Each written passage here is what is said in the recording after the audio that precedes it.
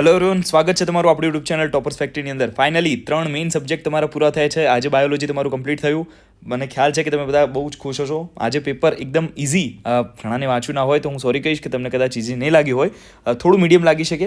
Hard ન કહી શકાય, આજનું પેપર જે છે હાર્ડ તો બિલકુલ ન કહી શકાય, પણ વાંધો નહીં, તમે વાંચ્યું છે તો કદાચ તમને ન પણ આવડ્યું, કોઈ ટેન્શન નહીં લેવાનું. બોર્ડની એક્ઝામ છે, રિલેક્સ રહેવાનું, બરાબર છે. ઓછા આવે તો પણ કંઈ ટેન્શન નથી લેવાનું, બરાબર છે. ઓકે, હવે આપણે સ્ટાર્ટ કરીશું આજનું પેપર સોલ્યુશન. ઓકે, હું તમને એક એક ક્વેશ્ચન સોલ્વ કરાવીને સમજાવીને સોલ્વ કરાવી શકું છું, પણ મને નથી લાગતું કે તમે ઇન્ટરેસ્ટેડ છો આની અંદર, કારણ કે તમારી એક્ઝામ પૂરી થઈ ગઈ છે. હવે તમને અત્યારે રસ તો નહીં જ હોય. ઓકે, તો આપણે તમને જેમાં રસ નથી, જેમાં ઇન્ટરેસ્ટ નથી, એવું કંઈ કરવાના છીએ નહીં. અત્યારે ડાયરેક્ટ હું તમને આન્સર કહેતો રહીશ, તમારે ટીક કરવાના છે, તમારે જોવાનું છે કે ભાઈ આપણે સાચા છે કે નહીં. ઓકે, જો પહેલો ક્વેશ્ચન જે છે એની અંદર સી જવાબ છે. પહેલા ક્વેશ્ચનની અંદર આન્સર સી થાય છે. ઓકે, ધ્યાન રાખો, દ્રષ્ટિહીન વિદ્યાર્થીઓ માટે જે પણ ક્વેશ્ચન છે એનો આન્સર પણ સેમ જ હોય, બરાબર છે. આપણે એવું ધ્યાનમાં ન લઈએ, આપણે સોલ્વ કરવાનું, પણ તો પણ એનો આન્સર પણ સી જ હોય. Okay, 1 minute. ઓકે, બીજો જે ક્વેશ્ચન છે એની અંદર આન્સર ડી છે. ત્રીજો જે છે એની અંદર આન્સર બી છે. જે ફોર્થ ક્વેશ્ચન છે એની અંદર આન્સર એ આવે છે. ફિફ્થ ક્વેશ્ચન છે એની અંદર આન્સર આવે છે એ. સિક્સ્થની અંદર આન્સર આવે છે બી. સેવન્થ જે છે એની અંદર આન્સર આવે છે સી. 8 જે છે એની અંદર આન્સર આવે છે એ. 9th નંબરનો જે ક્વેશ્ચન છે એની અંદર આન્સર આવે છે ડી. 10thની અંદર આન્સર આવે છે સી. 11thની અંદર આન્સર છે સી. 12th જે છે એની અંદર આન્સર છે સી. 13 નંબરનો જે ક્વેશ્ચન છે એની અંદર આન્સર છે બી. 14 નંબરનો જે ક્વેશ્ચન છે એની અંદર આન્સર છે ડી. ધ્યાન રાખો, 14 નંબરનો જે ક્વેશ્ચન છે આ વખતે ક્વેશ્ચન નીટની અંદર હશે. ગઈ વખતે જે મેરિટનું જે પ્રોબ્લેમ થઈ હતી, બહુ જ હાઈ ગયા છે, એટલે આ વખતે પેપર સાઇડ થોડુંક લેવલવાળું થશે નીટનું, બરાબર છે. તો તમને આ ટાઈપના ક્વેશ્ચન જોવા મળે છે. 14 નંબરનો જે ક્વેશ્ચન છે ને એ ટાઈપના, ટ્રુ એન્ડ ફોલ્સ, કારણ વિધાન, આ બધા ટાઈપના ક્વેશ્ચન તમને મળી શકે છે. 15 નંબરની અંદર આન્સર છે એ. 16ની અંદર આન્સર છે બી. 17ની અંદર આન્સર છે બી. 18ની અંદર આન્સર છે ડી. 19ની અંદર આન્સર છે સી. 20ની અંદર આન્સર છે બી. 21ની અંદર આન્સર છે ડી. 22ની અંદર આન્સર છે એ. 25ની અંદર આન્સર 23ની અંદર આન્સર છે બી. 24ની અંદર આન્સર છે એ. 25ની અંદર આન્સર છે એ. 26ની અંદર આન્સર છે ડી. ઓકે, 27ની અંદર આન્સર છે એ. આ ટાઈપના ક્વેશ્ચન છે. 27 નંબરનો જે ક્વેશ્ચન છે એવા પણ તમને આ વખતે નીટની અંદર આવી શકે છે. ઓવરઓલ પેપર આજનું એકદમ ઇઝી કહી શકાય. કદાચ તમને હાર્ડ લાગ્યું હોય તો મીડિયમ વાળું કહી શકીએ, હાર્ડ તો ન જ કહી શકીએ. ઓકે, 29 નંબરનો જે ક્વેશ્ચન છે એની અંદર આન્સર છે સી.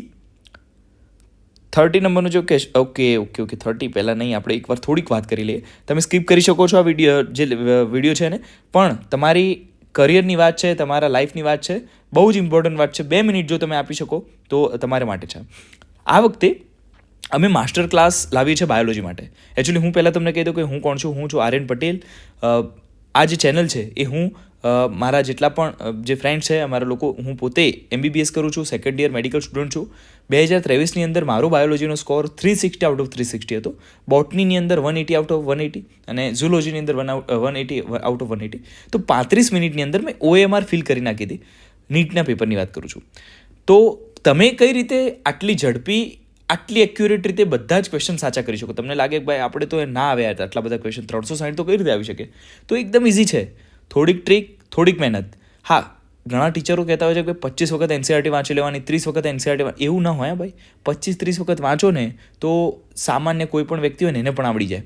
એને ગોખ્યું કહેવાય, એને સમજ્યા ના કહેવાય, બરાબર છે. અને જો હાર્ડ ક્વેશ્ચન હોય ને તો પછી 300 સુધી પહોંચી શકો છો તમે ગોખીને જાઓ છો ને, તો બહુ જ ગોખેલું છે. તો બરાબર છે. 360 માટે તમારે એક્યુરેસી માટે તમારે થોડુંક મગજ ચલાવવું જોઈએ.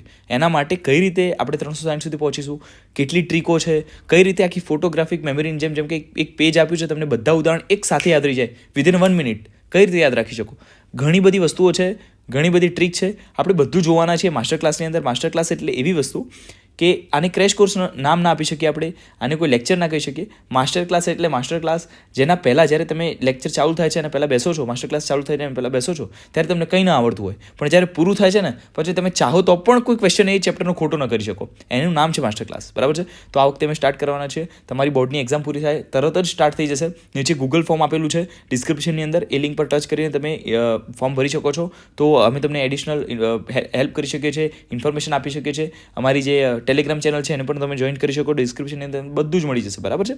ગૂગલ ફોર્મ ખાસ ભરજો તો તમને આગળની ઇન્ફોર્મેશન મળતી રહેશે. ઓકે, મારું માનો ને તો માની લેવાનું. હવે સિનિયર સમજો યાર, તમે MBBSમાં જવાનો છો, બરાબર, મને સિનિયર સમજી લો.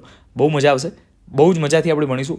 તમે જે પણ ક્રેશ કોર્સ કે આ તે બધા ખોટા પૈસા ખર્ચો, આ ફ્રી છે પાછું. હા, આ ફ્રી છે, કોઈ પૈસાની કોઈ અમે માંગણી કરતા નથી, તો ફ્રી છે, જોઈન કરી શકો છો. ઓકે, હવે આપણે સ્ટાર્ટ કરીએ છીએ. 30 નંબરનો ક્વેશ્ચન, એની અંદર આન્સર ડી છે. 31ની અંદર આન્સર છે બી. 32ની અંદર આન્સર છે એ. 33ની અંદર આન્સર આવે છે બી. 34ની અંદર આન્સર છે એ. 35ની અંદર આન્સર છે ડી. 36ની અંદર આન્સર છે સી. 37ની અંદર આન્સર છે બી. 38ની અંદર આન્સર છે એ. 39ની અંદર આન્સર છે સી. ઓકે, 40ની અંદર આન્સર છે બી. 41ની અંદર આન્સર છે ડી. 42ની અંદર આન્સર છે એ. 43ની અંદર આન્સર છે એ. 44ની અંદર આન્સર છે સી. 45ની અંદર આન્સર છે સી. 46ની અંદર આન્સર છે બી. 47ની અંદર આન્સર છે ડી. ઓકે, હવે 3 જ ક્વેશ્ચન છે. 48ની અંદર આન્સર છે એ. 49ની અંદર આન્સર છે બી. અને 50 જે નંબરનો ક્વેશ્ચન છે, લાસ્ટ ક્વેશ્ચન છે, એની અંદર આન્સર છે C. Okay, overall paper simple છે. ઘણાને કદાચ તમને એવું હોય કે તમને ના આવડ્યું તો કોઈ ટેન્શન લેવાની જરૂર નથી. નીટમાં આપણે લાવી દઈશું. ભલે આમાં 40 માર્ક્સ આવતા, MCQના નથી કહેતો, ટોટલ ભલે 40 આવતા, ગભરાવાની કોઈ જરૂર નથી. હવે ક્રાઇટેરિયા છે નહીં 50% વાળો, ટેન્શનની કોઈ વાત નથી. ઓકે, વાંધો નહીં.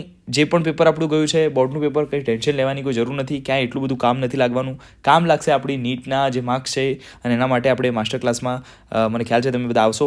બહુ જ મજાથી ભણીશું, જોરદાર મજા આવવાની છે.